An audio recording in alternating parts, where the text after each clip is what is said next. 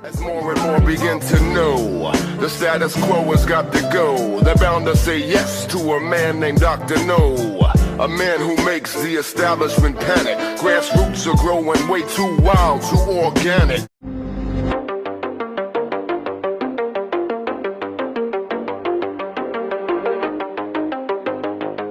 So U.S. officials told the Washington Post on Saturday that the Biden administration is planning for a sustained military campaign against the Houthis in Yemen. And they're planning this even as there's been all these airstrikes, missile strikes against the Houthis in Yemen. Over the weekend, they bombed Yemen 2 more times. So they've launched these strikes 7 times since Friday, January 12th. And this has done nothing to deter the Houthis. It's only dramatically escalated the situation. And they're planning to do more and more. So these officials who spoke with the Washington Post could not put any timeline on how long the conflict will last. They said that they don't expect it to last for years. That this is what they told the Washington Post. Oh, we don't think it's going to last years like those wars in Iraq, Syria, and Afghanistan. But I mean, what kind of estimate is that? And they also acknowledged that they cannot identify an end date or provide an estimate for when the Yemenis' military capability will be adequately diminished. Some U.S. officials are worried that the plans for an open-ended conflict against the Houthis will shatter the fragile truce between warring factions in Yemen, which includes a U.S.-backed the Saudi-UAE coalition that fought a war against the Houthis from 2015 until 2022 when they reached a ceasefire in April of 2022. Now, there has still been some fighting on the ground, but the big thing with that ceasefire is that there's been no Saudi airstrikes in Yemen and no Houthi attacks inside Saudi Arabia or inside the UAE. And I saw some reports of Saudi shelling in North Yemen over the weekend. That is something I know that has happened during the ceasefire, is some limited fighting on the ground and some shelling in the north across the border. I haven't seen any indication yet that that means that the Saudis are restarting their war against the Houthis, but we'll see. So far, it seems like they're distancing themselves from what the U.S. is doing. Articles from Kyle Anzalone at the Libertarian Institute. As the White House has started an open-ended and unauthorized war in Yemen, some members of Congress are pushing for legislation that would provide funding to replace the munitions dropped on the Middle East's poorest nation. So Politico reports that lawmakers, members of Congress, lobbyists, and the Navy are angling to use a multi-billion-dollar national security supplemental to replenish the military's inventory of munitions. So all these multi-million-dollar missiles that the U.S. is using to shoot, that the U.S. has used to shoot down Houthi drones, that they've used to bomb Yemen with now. They've probably fired hundreds at Yemen at this point. They cost a lot of money, and now they're saying, let's spend more money, on this war. And essentially what they're trying to do here is, if you remember, President Biden requested over $100 billion in what they call an emergency supplemental funding package. And that includes military aid for Ukraine, military aid for Israel, and for Taiwan. And then there's some border spending in there. So it seems like they want to add this into the mix. I mean, there's definitely money to be made here for some people. And it just goes to show how it doesn't matter, if they don't really technically have the money to spend on this. Let's just pass another, so-called emergency spending bill here. So I'm sure this idea is going to gain some popularity. That $100 billion bill still hasn't been passed. The Republicans are still holding out on a border deal. I saw Mike Johnson, the House Speaker, recently saying, again, once we get this deal on border, we will pass that Ukraine aid. We got to keep sticking it to Putin. He's really bad on Ukraine. So I think Biden is going to get that money eventually. So U.S. troops were injured in a heavy missile and rocket attack on the Ain al-Assad airbase on Saturday as U.S. forces continue to come under attack due to President Biden's support for Israel's slaughter in Gaza. According to U.S. Central Command, multiple ballistic missiles and rockets were launched at the base, and most were intercepted while some impacted the base. CENTCOM said that a number of U.S. personnel were being examined for traumatic brain injuries, and one Iraqi soldier was wounded in the attack. So they're not saying exactly how many U.S. troops were wounded or injured in this thing, but this is, dozens of American soldiers have been injured, basically for Israel. That's why these attacks on the U.S. bases in Iraq and Syria started in mid-October over Biden's support for what Israel's doing in Gaza. And they're basically just sitting ducks at these bases. It's only a matter of time before an American is killed in one of these attacks. And they portray these deployments, they're sending I believe the New Jersey National Guard for deployment over there, and they portray it as a fight against ISIS, but really they're going over there to potentially die for Israel. CENTCOM blamed this attack on Iranian-backed militias, which refers to the Shia militias in Iraq and Syria. According to Al-Mayadeen, the Islamic resistance in Iraq took credit for the attack. According to the Pentagon, U.S. bases in Iraq and Syria have come under attack 140 times since mid-October. The U.S. has launched several rounds of airstrikes in both countries in response. including a drone strike in Baghdad that killed a deputy commander of the Popular Mobilization Forces, a coalition of Iraqi militias that's part of the Iraqi security forces. So we know that the Iraqi government of Prime Minister Shia al-Sudani is saying that they want the U.S. to leave. They want the international coalition to leave. The U.S. doesn't look interested in leaving, and they do have ways to really hurt the Iraqi economy. Basically, they're holding the country hostage. So at least 27 people were killed in a Ukrainian attack on a market on the outskirts of the city of Donetsk in the Russian-controlled portion of the Donetsk Oblast, according to local officials. So that's in the eastern Donbass region. So Denis Pushilin, who's the head of the Donetsk People's Republic, which is the breakaway state that was formed in 2014 in response to the U.S.-backed coup in Kiev, he said 27 civilians were killed in this attack. And they said Ukrainian forces used 152 millimeter and 155 millimeter artillery shells, both types of shells the U.S. has given to Ukraine. I checked the Pentagon's numbers that they put out. They've given Ukraine over 2 million of the 155 millimeter rounds and over 200,000 of the 152 millimeter shells. So there's a good chance that these were U.S. provided weapons in this market attack. The UN strongly condemned the attack. Russia, of course, did as well and said that Western weapons were used, and it said it confirms the West's direct involvement in the conflict. So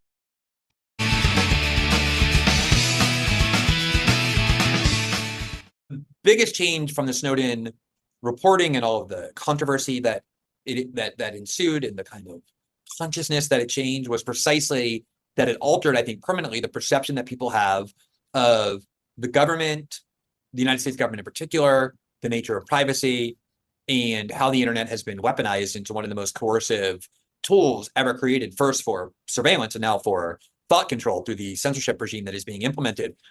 And as a result of that, it has done things like, for a while, there was a lot of real consumer pressure on big tech companies to prove that they were acting to protect the privacy of their users. And it did things like lead to end-to-end encryption, where you don't, back then in 2013, you had to actually opt to use encryption. It was very difficult and complex to figure out. Most people didn't have the time or the ability to do it. And they just kind of threw up their hands and they said, well, I'm not really somebody that the government would have an interest in, so I'm going to go ahead and leave it be. But now if you use, popular communication apps like WhatsApp, which is owned by Facebook, automatically there's end-to-end encryption that genuinely makes it more difficult, by no means impossible, but more difficult for governments to just casually spy on or listen in on or monitor what is being said on those chat devices. There is a much greater desire and market for encryption technology and for the idea that you need to take steps to protect your privacy, especially if you're engaged in sensitive work. If you're a journalist or human rights activist, most people involved in sensitive work are now conscious and aware of that. There were diplomatic relationships that were subverted or disrupted, and then treaties were implemented or measures were undertaken by governments to protect themselves from surveillance against the United States and against their Western partners. And so these changes may not be as glamorous, they may not be as visible, but on some level, they might actually be more important than statutory changes, because if you know the history of the U.S. security state, which I know you do, there have been quote unquote reforms that were imposed on the U.S. security state, such as those in the wake of the Church Commission in the mid-1970s with the Watergate scandal and the FBI and CIA scandals.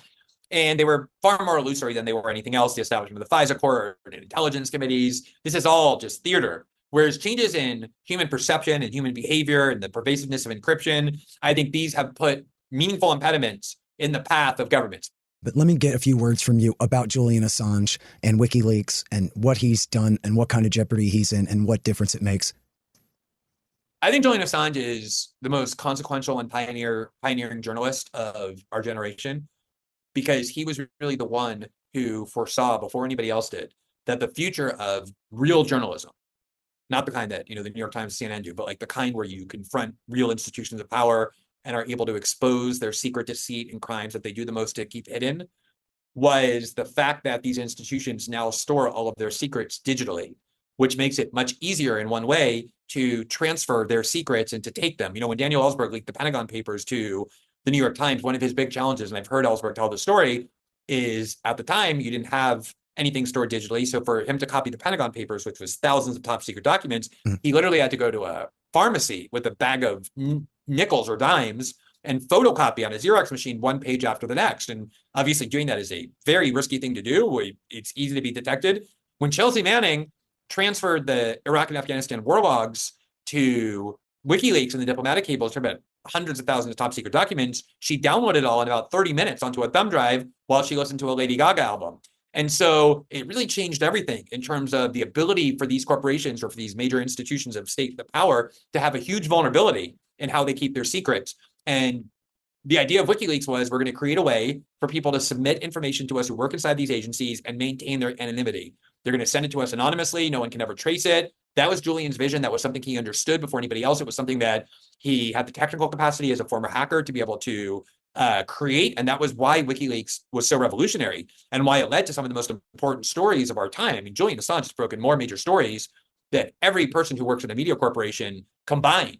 And of course, that's precisely why he's in prison. I mean, the charges against Julian Assange have nothing to do with anything he did in 2016 in terms of how he got the emails from the DNC server or the emails of John Podesta, Hillary Clinton's campaign chair. It's only about the work he did in really acting as a journalist. He got a source, Chelsea Manning, who worked inside the military. She got access to these secrets, sent it to Julian Assange and to WikiLeaks, and they actually reported it. There's people have forgotten that when they first began publishing those documents, they didn't just indiscriminately upload everything.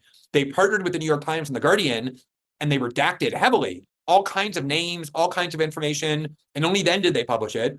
And for years, the Obama administration wanted to prosecute Julian Assange. They impaneled a grand jury, but they knew that there was no way to prosecute. How do you prosecute Julian Assange for receiving information that's classified in nature and then publishing it without also prosecuting the New York Times and the Guardian, which worked with him to do that, and which does that every day. Every day, media outlets get classified information and publish it. You would basically be criminalizing journalism. And so the Obama administration looked for some argument to be able to say that somehow Julian Assange actually helped Chelsea Manning steal that information, did not just passively receive it the way a journalist did, could not find anything, and decided not to prosecute him. When Trump got elected and appointed Mike Pompeo as the head of the CIA, Mike Pompeo gave a speech early on vowing to destroy Julian Assange and WikiLeaks. And they basically concocted a theory that said that by encouraging Chelsea Manning to get more documents, by trying to help her evade detection, that made Julian Assange a co-conspirator.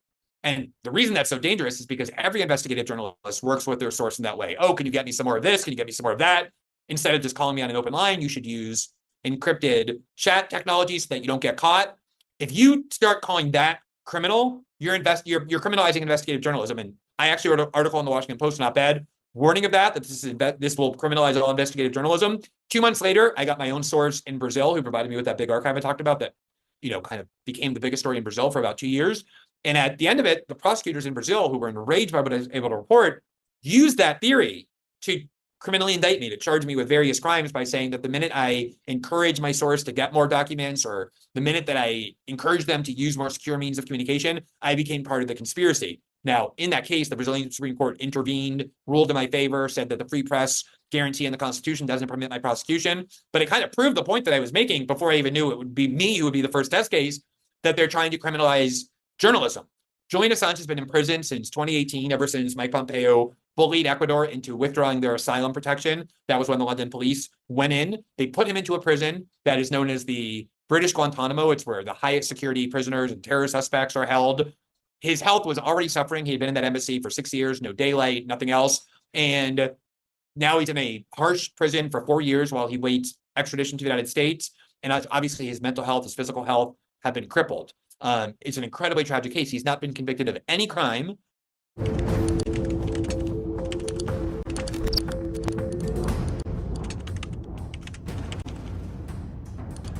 I've got a status report, some updates and news from the 10th Amendment and nullification movement. Some important legislation has already moved forward in places like New Hampshire, even Wisconsin, and in Missouri. Plus, I'm going to point you to a bunch of bills up for consideration defending the Second Amendment from constant federal attacks, rejecting financial surveillance, in support of sound money, and much more. But first, a quick reminder of the strategy that we use on how to stop the feds without waiting for the federal government to magically do something that it absolutely never does, which is limit its own power. And for that, let's go to the founders, well, a couple of them at least, just to highlight what we work on. Hear from James Madison, the so-called father of the Constitution, writing in Federalist number 46 on how to defeat federal power by individuals and states. And he said that they should use legislative devices on the state level or local level, because that's part of the state, and a refusal to cooperate with officers of the union. That's James Madison. in Federalist number 46. There's also Alexander Hamilton, if we want to include everybody. We want to be inclusive here, so even Hamilton. Here he is in Federalist number 33, discussing the limits of power delegated to the federal government in the Constitution, and of course rejecting the notion that the Supremacy Clause would authorize unlimited federal power. He said, acts of the large society which are not pursuant to its constitutional powers will be merely acts of usurpation and will deserve to be treated as such. An act of usurpation is not law. An act of usurpation is actually a theft of power from the sovereign or final authority, the people of the several states. And so if they're stealing power, you don't just abide by it and beg the thief to just give it back. You reject it or you push back in various ways. Now, then there's also the Defend the Guard Act. If we're talking about the largest government, largest empire in history, what can you do against the empire? Well, maybe stop participating just like they did back in, against Madison's War in 1812. I'll get to that in a moment, maybe if I have time. Here from New Hampshire. They passed the Defend the Guard Act, House Bill 229, out of the State House by a vote of 187 to 182. It is the second legislative chamber to do so in modern times, following the Arizona Senate just last year. And here from an overview of the bill, titled the Defend the Guard Act, the legislation would prohibit the governor from releasing any unit or member of the New Hampshire National Guard into active duty combat, so specifically into fighting a war, unless one of these specific constitutional requirements is met. The Congress has passed, this is from the legislation itself, Congress has passed an official declaration of war or has taken an official action pursuant to Article 1, Section 8, Clause 15 of the Constitution to explicitly call forth the Guard to do what the Constitution says they can do. So in other words, something that they actually haven't done properly since World War II. They're going to say, we're not going to participate should this pass into law. Let's talk about the Second Amendment and our natural right of self-defense, the right to keep and bear arms. In West Virginia, House Bill 4577, the Second Amendment Preservation Act, would ban any person, including any public officer or employee of the state and its political subdivisions, from enforcing any past, present, or future federal acts, laws, executive orders, administrative orders, court orders, rules, or regulations that infringe on the right to keep and bear arms. To me, that's all of them. Maybe West Virginia will read that far more narrowly than I would read it, because, of course, my view is that the number of federal gun control measures that are authorized by the Constitution are zero. The ATF, the only thing it's authorized to do is disband. But that's another episode. The passage from Mike Meharry, he writes, the passage of this bill, which is similar to a law that's on the books in Missouri that has had some pretty big impact already. It is going through the federal court system process, and I believe there's a hearing on that in the beginning of February. I think Missouri's going to win that case, but even if they don't, we know how they ruled on this one, so it'd be pretty easy to make some modifications to get it through anyways. I'm fascinated that West Virginia seems to be, at least this representative or delegate, Charles Horst, seems to be so confident in the court case in Missouri winning on the Missouri side that they're going with almost the same legislation, because if they do win, then it's going to be a green light for every state to do this, rather than having to modify and play the little legal game that they try to do to slow us down. But that's a side note. The passage of this bill would be a huge improvement also over a fake gun sanctuary law passed in West Virginia during the 2021 legislative session. There's a number of states, Wyoming and elsewhere, where they've passed things that claim to be a Second Amendment sanctuary that actually is a sanctuary for nothing. There's really bad legal language. That's what they did in West Virginia. So this would be an improvement on that. And we also see similar legislation, Legislature Bill 194, in Nebraska. It would prohibit state agencies and law enforcement officers from willfully enforcing a federal statute, order, rule, or regulation purporting to regulate a firearm, firearm accessory, or firearm ammunition that does not exist under the laws of this state. It would also bar any Nebraska government entity from utilizing assets, state funds, or funds allocated by the state to engage in any activity that aids a federal agency, federal agent, or corporation providing services to the federal government in the enforcement of the same. Now let's move on to Missouri, where the Constitutional Money Act, Senate Bill 735, passed out of its first committee just this last Wednesday. This bill would treat gold and silver as legal tender, basically putting it as what it should have been all along, which is treating it as money. It also would eliminate state capital gains tax on gold and silver. It would authorize the state to hold the metals in reserve and ban the state from seizing gold and silver, because we know governments have seized this stuff in the past. Now, it wasn't as effective as what they want us to believe, but we don't want government getting their dirty hands on this at all. The state would be required, Mike Meharry writes, to accept gold and silver for the payment of public debts. Private debts could be settled in gold and silver at the party's discretion. I like that that's in the legislation, basically making it just a choice. The more that we have competition in currency, Ron Paul used to introduce, back when he was in Congress, used to introduce a currency competition act all the time, basically suggesting that if people just have a choice, then they can actually learn about what real money is all about. We see this playing out in places like Utah already, where I think I've seen as many as 50% of small businesses are now accepting the gold back, which is it's a real physical spendable gold note that people can use as money.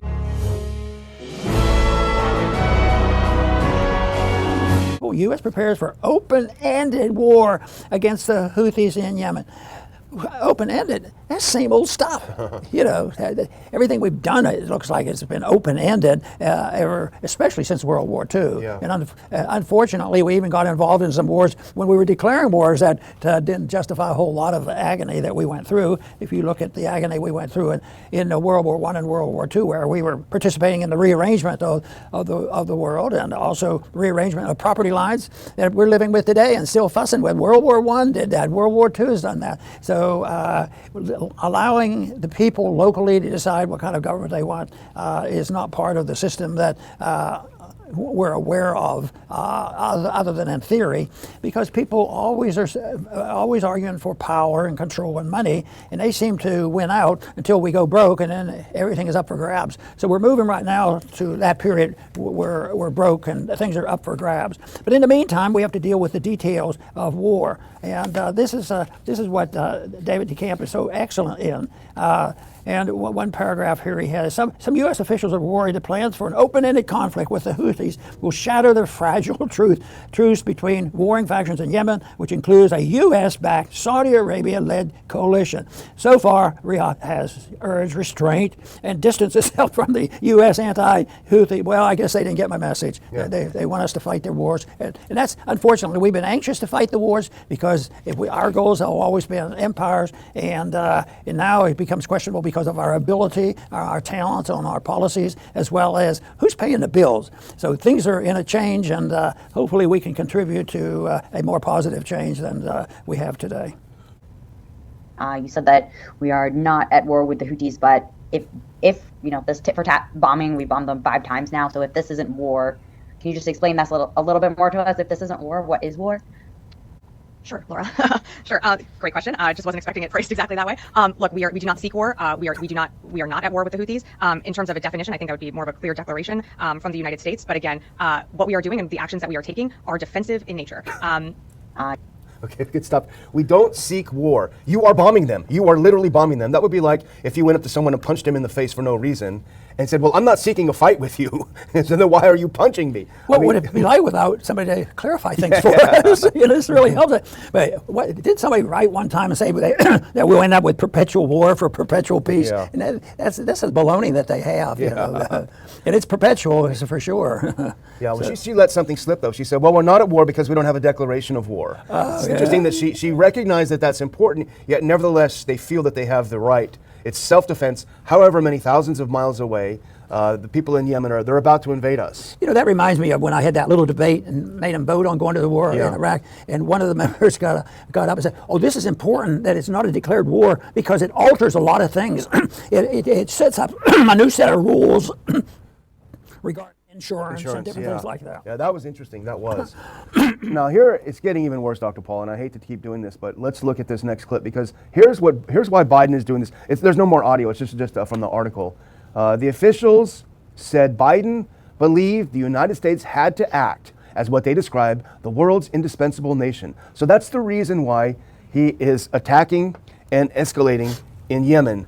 Not because it's in our interest, it's our vital national interest. It's because we are the world's indispensable nation. And if you go to the next one, this is the last one I just want to say about this from the article. U.S. officials are also concerned that attacking the Houthis has thrust the U.S. into a conflict with little exit strategy and limited support from key allies.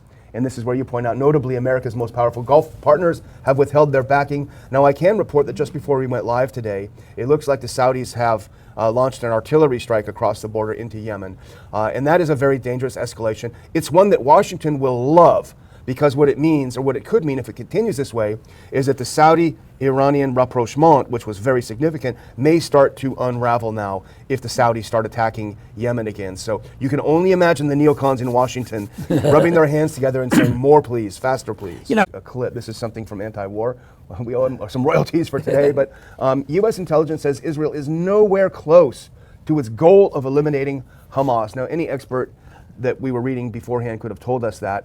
But the subtitle, a member of Israel's war cabinet suggested the idea of an absolute defeat of Hamas is unrealistic. So the goals that they had going into this were completely unrealistic, and they're nowhere near them. The fact that the U.S. intelligence community is leaking out this information, it's not to inform people like us, Dr. Paul. It's to send a signal to the Israelis. Listen, guys, things aren't going well. We're tired of you blowing us off when we tell you to back down, and things are getting more serious. But it's U.S. intelligence. They don't usually tell you or even, bend its way to telling the truth, and that is so they must have something.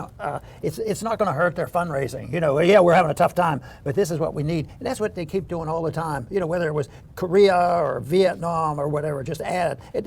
It's just astounding to me where I thought we had a pseudo victory, in Iraq and Afghanistan and places, and it wasn't even pseudo. It was just an outright lie. We're as active there as ever before. When you look at the military establishment of Iraq, we own Iraq. Yeah. We own Syria too, at least a portion of it, but there's a few people there contesting us for the real estate in Syria.